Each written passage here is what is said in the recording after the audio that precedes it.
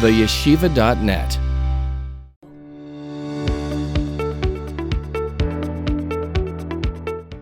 Hilchos Krias Shema, Perek Beis. In the first Perek, the Rambam established the very mitzvah of reading Shema, what you read, the brachas before and after, the time of reading at night, the time of reading in day. The second Perek is focused on the details of how we read the Shema. He's going to speak about the kavanah that a person has to have when they read the Shema. He's going to talk about different interruptions during the time of Shema. He's going to talk about how a person should say the Shema. And finally, he's going to talk about different situations in reading the Shema that may disqualify it or may not disqualify it, and interruptions that happen in the middle of the Shema. Perek Sheni Halacha Aleph. If somebody reads the Shema, but he did not concentrate his heart. On the first pasuk of Shema, hear, O Israel, Hashem is our God, Hashem is one. This person did not fulfill his obligation. But the rest of the Krias Shema, even if he didn't have kavanah, yatsa, he fulfills his obligation. So the Rambam here is telling us a fundamental halacha, and that is, when we read the Shema, the first pasuk, Shema Yisrael Hashem Elokeinu Hashem Echad, the person has to have kavanas halev. The person has to focus his mind and his heart on the words and on the theme of this verse, Shema Yisrael Hashem Elokeinu Hashem Echad. If not, you did not fulfill your obligation. The Rambam continues, even if a person is learning Torah in a regular way, and it happens to be, he comes to the parsha of Shema, Oy magia, or a person, a sofer, a scribe, he's editing, he's fixing a sefer Torah. As haparshi yisa'elu b'aynas kri, and he happens to be reading or editing these parshas in the time of the reading of the Shema. Yatsa, he fulfills his obligation, v'hu shekivin liba b'pasuk rishon, as long as he had kavanah in the first pasuk. So in other words, if I'm a sofer and I'm correcting the sefer Torah, and I happen to be reading through these parshas of Shema because I'm trying to make sure the ink is good and the letters are clear and everything, or I'm just reading the Chumash, and I happen to be holding at this parsha, and it's a time of Krias Shema, the Rambam says it's fine. You read it, you fulfilled the mitzvah, as long as you had kavanah by the pasuk Shema Yisrael. Halacha Beis. Kol Adam Koydin Kedarkan. Every person could read Shema as they are, in their regular manner. Bein oimdin, if they're standing, bein mahalkin, if they're walking, bein sheichvin, if they're lying, bein reichvin al gabe behema, if they're riding on an animal.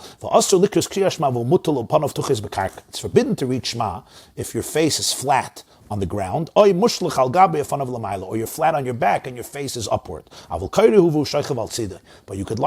say Krias Shema when you're lying on your side.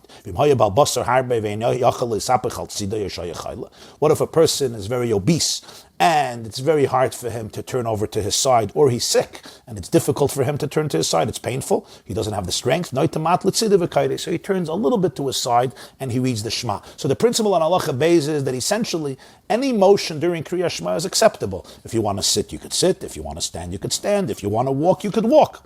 And even lying in bed is also acceptable for Krias Shema, even riding on an animal. There's two exceptions, and that is lying flat on your back or lying flat on your face. Both of those are inappropriate postures for Krias Shema. Unless a person is sick or very obese, at least he should turn a little bit to his side, even if he can't turn completely to his side. Halacha Gimel. If a person is walking and it's the time of Krias Shema, oimid b'pasuk rishon, he does stop for the first pasuk, for Shema Yisrael Hashem Elokeinu Hashem Echad, where you need kavanah, and that is indispensable, that is essential, it's vital for Krias Shema. He stops, he says Shema Yisrael, v'ashar karei v'hu ma'alech. But the rest of Krias Shema, he could continue reading as he is walking. Haya yashem. If somebody has been sleeping and the time of Krias Shema arrives, so even though it aggravates him, we wake him up until he's fully up so that he could read the first pasuk with kavanah. The rest of Shema, if sleep really takes him over, there's no mitzvah to aggravate him until he's completely up and says the whole Krias Shema with kavanah. Shema Yisrael Hashem Elokeinu Hashem Echad, we have to make sure he's not in this drowsy situation where he's half asleep and he's half awake. He's fully awake, even if we really have to push him. But the rest of Krias Shema, if he's really falling asleep and he can't control himself, okay, so he'll say the rest of Krias Shema without that much kavanah. Halacha Dalet. Misha haya isik b'malacha. What if somebody is involved in labor and the time of Shema arrives? Mafsik at sheyikra parsha yishayna kula. So he stops work until he finishes the first parsha, which means Shema Yisrael Tilu V'Sharecha. V'chein ha'umnin. The same is true people who are tradesmen or craftsmen and they're employed by others. So again, they take a break from the work from Shema till Visharecha Krias Arai, so that the reading of Shema shouldn't be haphazard. In other words, even though for Kavana you only need the first pasuk, but for them to do Shema while they're working is inappropriate. So you take a break from the work from Shema till Visharecha, whether you're working for yourself or you're working for somebody else. But the rest of Shema, the other two parashas, he can read while he is engaged in work. Even if his work constitutes of the fact that he's standing on the top of a tree or the top of a wall, so there's always this fear that you may fall. A person has to be very conscientious. It's fine. You could read Shema in the place, on the top of the tree, the top of the wall. We don't tell the person you have to come down, whether he's working for himself or he's working for somebody else. We don't tell him that you have to come down to do Shema. You could do it on top. You could also say the brachas before Krias Shema and after Krias Shema. Halacha. If a person is involved in learning Torah and the time of Shema arrives, the halacha is poisek v'kaira. He stops learning and he reads the Shema. He makes a bracha before the Shema and after the Shema. But if somebody is involved in the needs of the community and the time of Krias Shema arrives, lo yafsik. He should not interrupt his involvement to read Shema. He should first finish what he's doing to help others. And then if there's still time to read the Shema, he should read the Shema. But if the time is up already, because it's already 3 hours into the morning, so the time of Krias Shema is over, then he doesn't read Shema. But he still should not interrupt. In other words, somebody who's involved in the needs of the community, this is a special halacha that he does not have to stop for Krias Shema, even though the time may pass. Again, if he finishes and there's still time, of course he should read Krias Shema. But while he's involved in this, we have the principle of ha'isik b'mitzvah, pater min ha'mitzvah. When he's involved in the mitzvah, he's exempt from another mitzvah, and therefore he does not have to read the Shema. What if he was involved in eating? He was in the bathing house. He was involved in giving himself a haircut or getting a haircut. Or he was turning over the hides of animals, which they used to have to in the work of the tanners, where they would work out the hides of animals.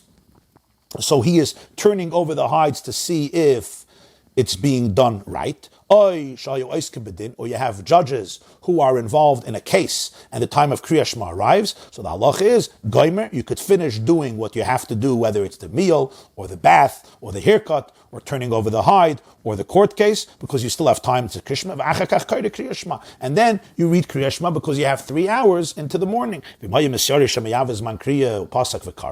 happens if the person was afraid that maybe he's going to get caught up in the meal or get caught up in the bathhouse or get caught up in the haircut or get caught up with the hides or get caught up in the court case, and perhaps inadvertently the time of Shema will pass, and therefore the person decides to interrupt what he's doing in order to read Shema, even though it's not obligatory, but this person is praiseworthy for doing this. Now you'll ask a question, why in halacha, hey, when it comes to learning, the Rambam says you stop learning and you do Krias Shema. And all these things which are not even learning, it's eating and drinking, you don't tell him to stop.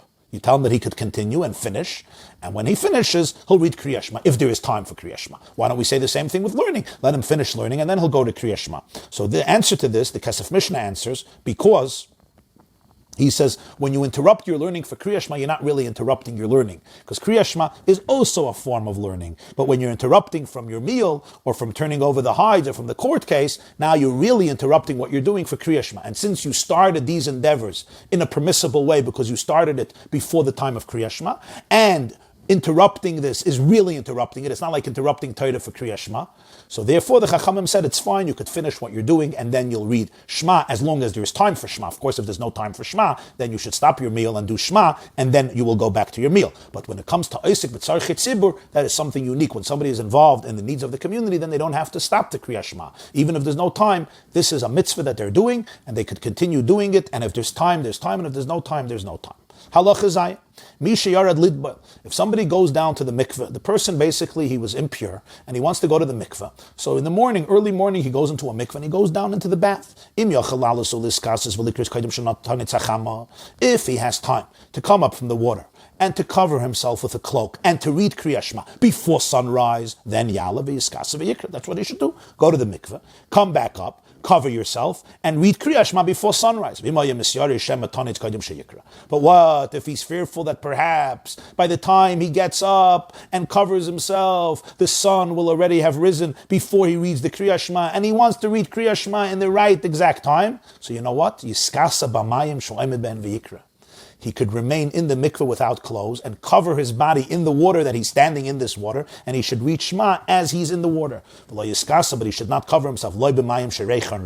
Not putrid water which has a horrible odor, and not soaking water in which they soaked flax or canvas, which again has a horrible odor, and therefore it's inappropriate to say Shema when there is such a terrible stench. Conversely, it can be a mikveh where the water is completely clear, because then his nakedness will be visible in the water. So when does it work? If the water is somewhat murky, so it's not transparent, but it doesn't have a bad odor, then he could cover himself in that water because his erva, his naked parts, are not visible, and he could say the Shema in the water. If not, he should obviously come up and do the Shema when he could do the Shema. Halacha ches, hakayre Krias Shema. Somebody who reads Shema, lo yirmez be'einav, don't wink with your eyes in the middle of Krias Shema. Lo yikritz b'svasav. Don't move your lips. Lo yarabet, lo yarab, lo yarabet's ba'isiv. Don't motion with your fingers. In other words, a person should be completely focused on the Shema Kadei, shaloi tehei kriyas aray, so it shouldn't be a haphazard experience. V'masake, if you did do this, you're winking to somebody, or you're motioning with your fingers, you're going like this, come back, come here, go there, this, that, or with your lips, even though you fulfilled your obligation, it's still inappropriate. A person has to hear what he says. In other words, you should say the Shema in a way that your ears hear the words. If you did not hear it with your ears, you said the Shema, but you whispered it, you can't hear it, you fulfilled your obligation. And a person has to be precise and meticulous in articulating the letters of the Shema. But again, if not, he still fulfilled the obligation. So these are halachas which you have to do it, but if you don't do it, you still fulfilled the obligation of Krias Shema. What does it mean to be precise and meticulous in the letters of Shema? So the Rambam continues, halacha tes, ketzad medakdik. Yizahar, you have to be careful, shalayarpa hachazak v'layachazek harafa. That which has to be pronounced in a powerful way, you should not make it loose. And that which has to be pronounced in a weak way, you should not make it powerful. And what the Rambam is referring to is, let's give an example. We say, for example, in Krias Shema, we'll say, V'nasati esev bisatcha livhemtecha. So instead of bisatcha, I may say visatcha. That's an example of yarpa hachazak. I'm supposed to say a beis. That's a powerful beis with a dagish. Instead, I'm going to say a vase. That's wrong. Or le'yechazek harafa. For example, it says vishinantam levanecha, and I'm going to say vishinantam lebanecha. So I'm taking the vase and turning it into a beis. It's inappropriate. V'loyanid hanach, v'loyaniach hanad. Literally, it means you shouldn't move that which rests, and you shouldn't rest that which moves. There are two types of shvas in Hebrew grammar: a shva nach and a shva na. So, for example, v'yahavta es Hashem alekecha, right? Do I say v'ahavita or v'ahavta? V'ahavta is a shvanach. V'ahavita is a shvana. It's a moving shva. I'm not supposed to say v'ahavita. I'm supposed to say v'ahavta. V'ahavta. Right? The shva is a silent shva. It's not an emphatically pronounced shva. Don't say v'ahavita. Say v'ahavta. Or v'ahavta Hashem alekecha b'chol levavcha or b'chol levavicha. I say b'chol levavcha. But then you have ubechol nafshcha, ubechol nafshecha. That's a shvana. So the Rambam says, don't exchange. Lefichach. Therefore, tzarich litin revach ben kol shtei yosis hadoimus she'achas men b'soif teva v'acheres tchilas teva smuchala. You have to be careful. Whenever there are two identical letters, one concludes a previous word and one begins a new word to make space. Kegoin, for example, b'chol levavicha, koire b'chol, v'shaya v'chayze v'koire levavcha. You say b'chol, take a tiny break, a pause, and then say levavcha, because we say b'chol levavcha, one word sounds like it's missing its opening letter. So you say b'chol, and because the lamed begins the next word, levavcha, you say b'chol, a pause, b'chol levavcha. V'chein va'avadetem meheira, or hakanaf psil. Va'avadetem ends with a mem, meheira begins with a mem. Don't say va'avadetem meheira. You see, va'avadetem meheira, va'avadetem meheira. A little pause. Hakanaf psil. it ends with a fei, it begins with a pei. Kanaf psil. So you say hakanaf psil tchelos. V'tzarich levaya zayin shel tizkiru. Leman tizkiru, you have to articulate clearly the zayin, because if not, it could sound like leman tizkiru, which is that you should be rewarded, you should get schar. It's a completely different word, right? Leman tizkiru is not leman tizkiru. It has a completely different meaning. Tizkiru means you should get rewarded, not that you should remember. So you have to be very clear that it should be tizkiru with a zayin. V'tzarich laharich b'dalid shel echad.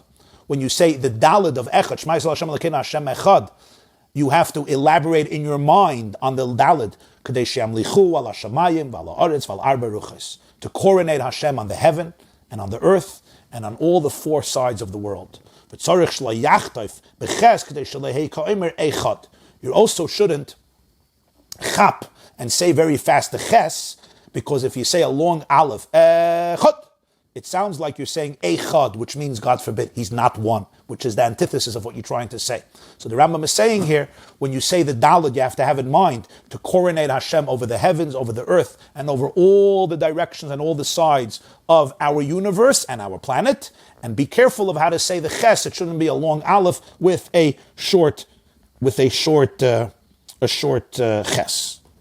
The Shulchan Aruch Harav in Hilchos Krishma emphasizes and says you have to make sure when you do this, you shouldn't mispronounce the words. For example, some people do echod.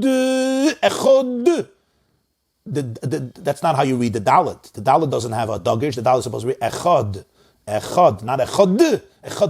It's a different. You're not supposed to pronounce it that way. It sounds like he says that the dalet has like a shva, echod.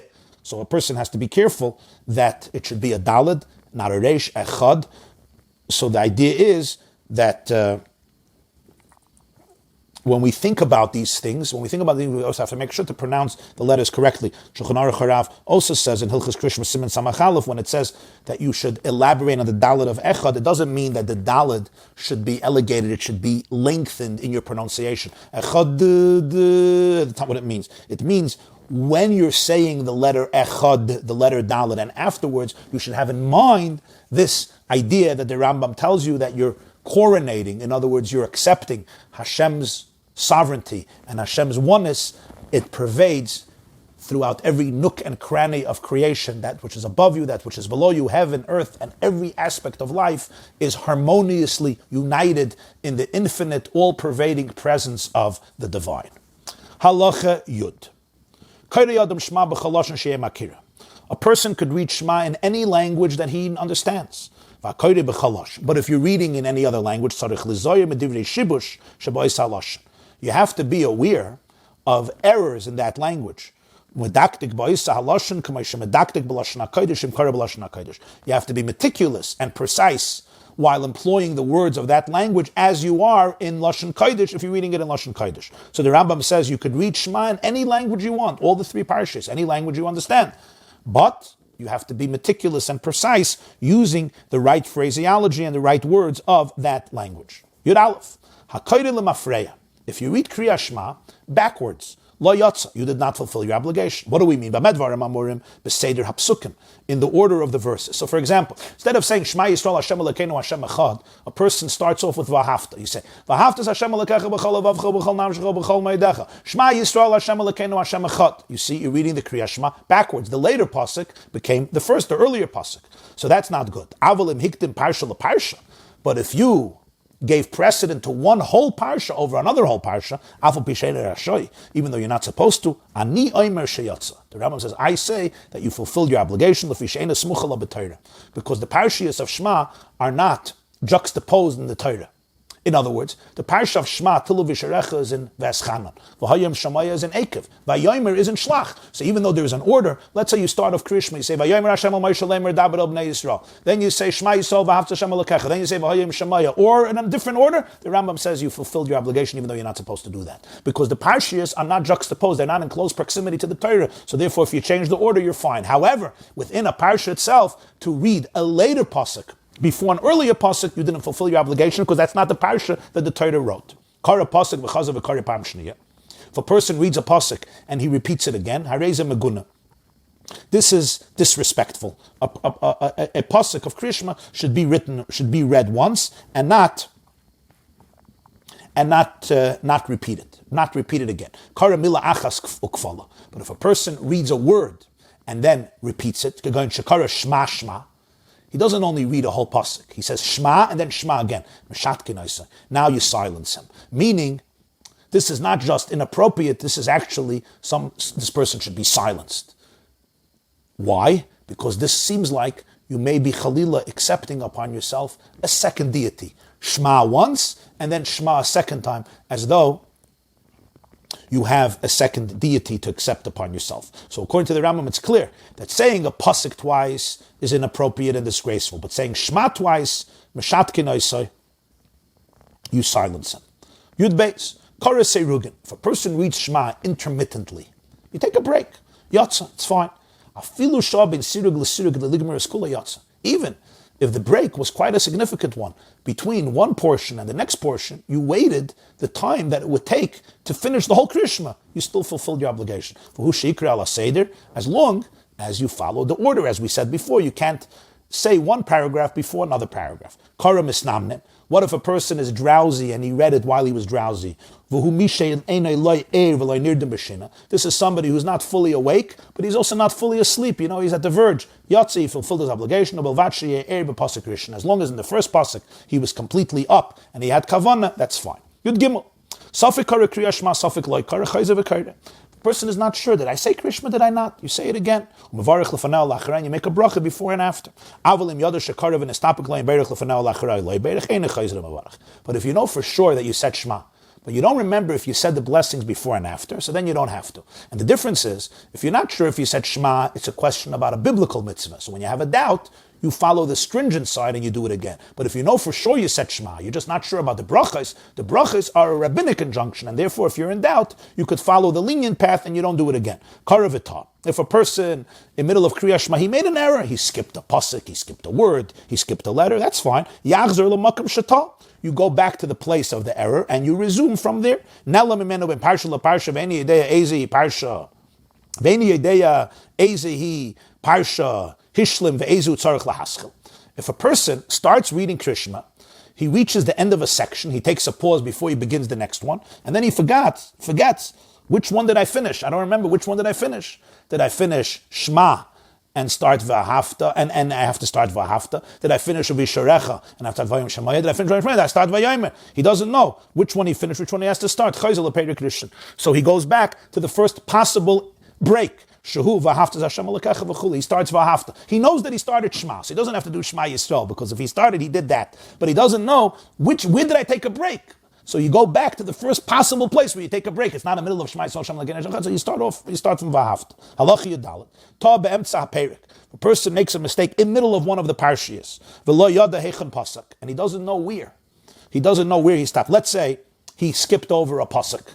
Yeah, or he skipped over a word, or he forgot where he's holding. Yeah, and he doesn't know where he stopped, so he should continue. He takes a break for a moment and then he forgets. Yeah, or he skipped over a pasuk and he doesn't remember exactly where. So what's the problem? You start over from the beginning of the chapter. So let's say in the middle of a Hayim Shamaya, I pause for a moment and I'm like, oh my God, which pasuk am I holding? Which pasuk am I holding? I don't know. It could be the third pasuk, it could be the 10th pasuk. Start over from the beginning.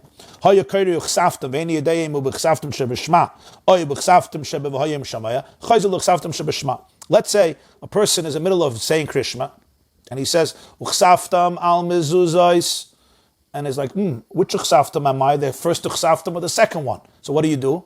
You go back to the first one, because you may be at the second one, but you may be holding at the first one, and then you haven't read the second parsha. So you start again, uchsaftam from Shema. What happens if this doubt happens after you started the pasuk l'man yirbu yemechem v'mei which is in v'hayim shamaya? Einay chayzer. You don't go back to the first uchsaftam. Why? Because we trust the nature of his language. In other words, from saying Shema every day, he's accustomed that after uchsaftam and v'hayim shamaya, he says l'man yirbu yemechem. So we trust that, and therefore, if he already started to say L'man Yirbu, we assume that he's holding by the second Uchsaftam, not by the first Uchsaftam. Halacha Tesvav. Hoya Kaire. Somebody is reading Shema, Upaga Ba'acherim, and he meets other people. Or they meet him. Im haya bein perik leperik, if he's holding between one section and another section, paisik, he's allowed to interrupt his reading, umaschil v'shoyel b'shloim l'mishu chayav b'chvayde. And he's allowed to verbally greet a person who he's obligated to show respect to, whether he met his father, or his teacher, or somebody who's greater than him in the wisdom of Torah, he's allowed to verbally interrupt the Krias Shema, if it's between chapter and chapter, and greet this person who he's obligated to show respect to. That's in terms of greeting. In terms of responding, he could respond to any person who greets him. Any person, even a person who he's not obligated to respect. He meets a person and the person says, "Oh, Shalom Aleichem, how are you, Rabbi Warren?" No problem. Even though you're in the middle of Krias Shema, between a chapter and a chapter and a section and a section, I'm allowed to verbally respond and give him Shalom.